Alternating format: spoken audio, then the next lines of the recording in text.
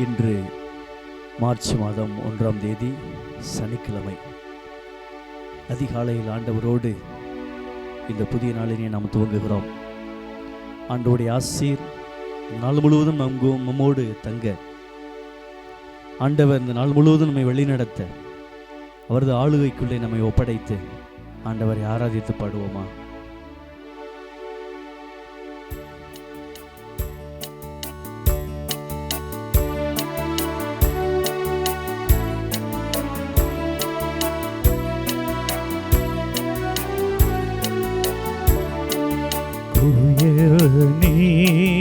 குயவனே படைப்பின் காரணனே,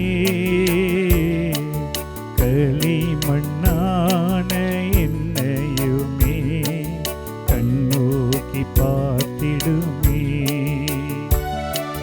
குயவனே குயவனே படைப்பின் காரணனே,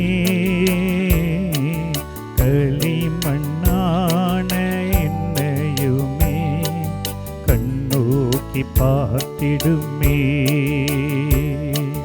களிமண்ணான என்னையுமே கண்ணோக்கி பார்த்திடுமே. களிமண்ணான என்னையுமே கண்ணோக்கி பார்த்திடுமே.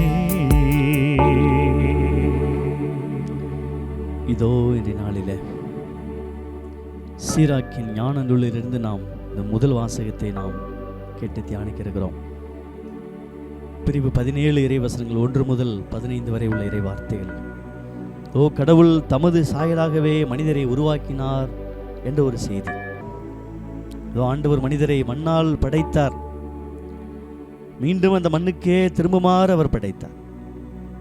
இந்த மனுக்குலத்திற்கு இறைவன் கொடுத்த ஒரு மாபெரும் கொடை இந்த அண்ட சராசரங்களையும் அடக்கி ஆள்வது, இந்த அண்ட சராசரங்களையும் மஞ்சுபடி செய்வது, எல்லாவற்றின் மீது உரிமைகள் கொடுத்தது.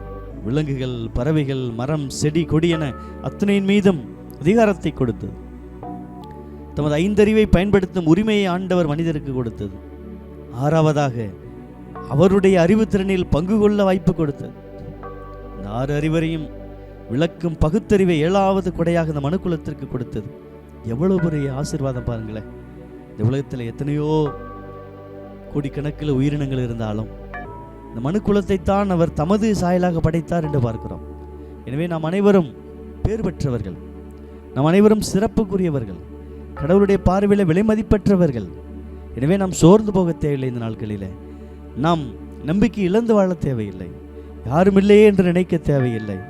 இதோ ஆண்டவர் நம்மோடு இருக்கிறார், அவருடைய சாயல் நம்மோடு இருக்கிறது, அவர் தெய்வீக இறைப்பிரசன் நம்மோடு இருக்கிறது.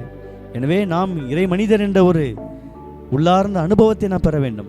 பார்க்கிற மனிதர்களை அப்படிப்பட்ட ஒரு இறை சாயலோடு நாம் பார்த்து பழக வேண்டும். இதோ மனிதர்களையும் சந்திக்கக்கூடிய அத்துணை ஜீவராசிகளையும் பெறுபெற்ற ஒரு இனமாக நாம் பார்க்கிற நேரத்தில் நாம் இன்னும் அதிகமாய், இன்னும் அளவிட முடியாததாய் ஆசீர்வாதம் பெறுகிறோம் என்ற ஒரு சிந்தனை இந்த நாளில் நாம் பெற்றுக்கொள்வோம். ஜெபிப்போமா?